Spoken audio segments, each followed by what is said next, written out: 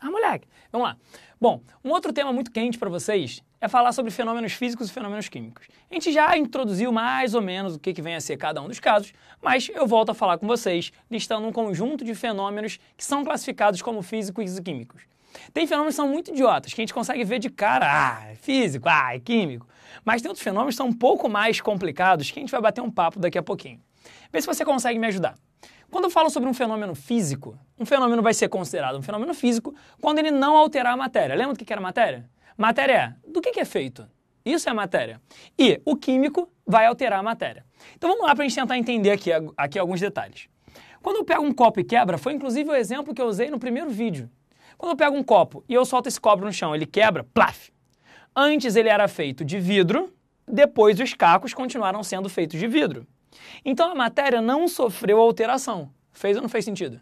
A gente não alterou aquela matéria do que era feito aquilo dali. O que a gente alterou foi o objeto, tá? Então, um copo quebrando pra gente vai ser classificado como um fenômeno físico. Diferente, por exemplo, também listei no primeiro vídeo, quando a gente queima um papel, quando a gente faz uma combustão, maluco. Falar de queima, maluco, importante, hein, cara? Palavrinha boa. Combustão. Quando a gente faz a combustão de determinada coisa, a gente faz alteração na matéria daquilo ali. Tudo que for reação química tem a ver com fenômeno químico. Tudo que for reação química, beleza?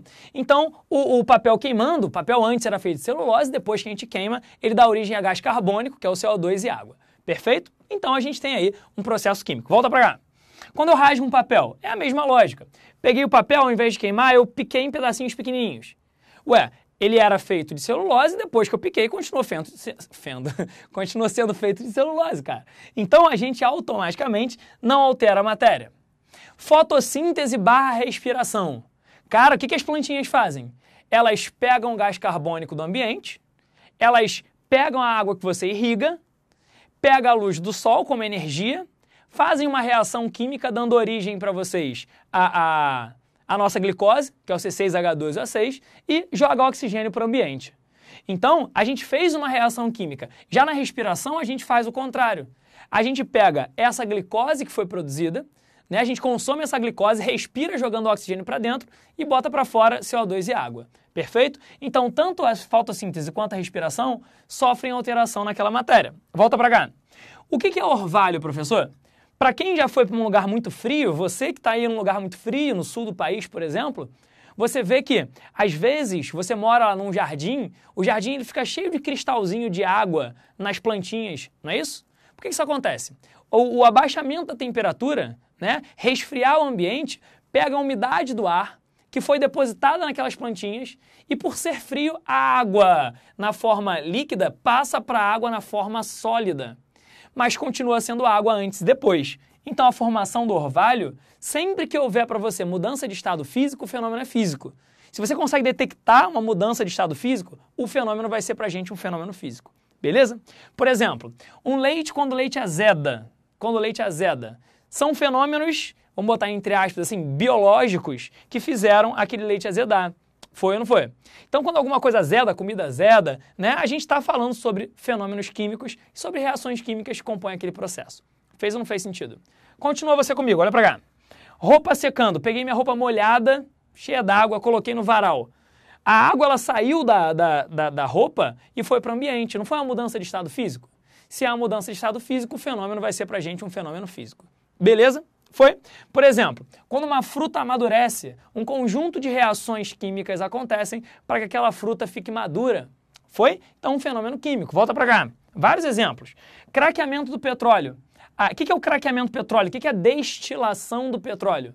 É pegar o petróleo, aquele líquido preto, que tem vários compostos ali dentro, esquentar eles e a mudança de estado físico, né, faz a gente conseguir separar esses caras e vai ter um momento das nossas aulas que a gente vai falar especificamente sobre destilação.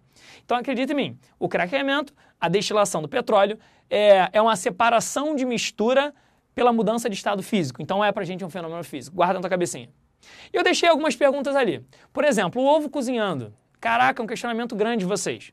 Quando o ovo cozinha, antes era ovo, depois continua sendo ovo. Mas tem um detalhe. Como a gente Girl, I love you. esquenta o ovo e a gente desnatura a proteína, Desnaturar a proteína é dar à proteína propriedades diferentes, o que vai gerar no ovo, pra gente, a ideia de um fenômeno químico, cara. Beleza? Na digestão a gente calma, a gente precisa pensar em algumas etapas. O fato da gente mastigar e triturar o alimento, o fenômeno é físico. Mas o fato de começar a ter algumas enzimas atuando naquele alimento, seja no estômago, seja na própria boca, a gente tem uma série de fenômenos químicos sendo estabelecidos. Então, na digestão, a gente tem os dois. A trituração do alimento é um processo físico e a digestão propriamente dita desse alimento é pra gente um fenômeno químico. Em termos de luz, quando a luz acende, a luz natural que você tem aí por passagem de corrente elétrica, o fenômeno é físico, mas quando eu pego, por exemplo, um vagalume e a bundinha do vagalume acendendo, né, é um processo conhecido como quimioluminescência, que é um conjunto de reações químicas que produzem luz. O vagalume não está ligado na tomada, né, maluco? Oxe, né? Sim, então a luz do vagalume é um processo químico, já a luz que você vê em casa é um processo físico, então a gente tem que ter muito cuidado para cada uma dessas situações para você não acabar entrando numa enrascada. Perfeito? Então, aguardo vocês no próximo módulo para a gente continuar falando um pouco mais sobre aspectos macroscópicos. Um beijo no coração de vocês.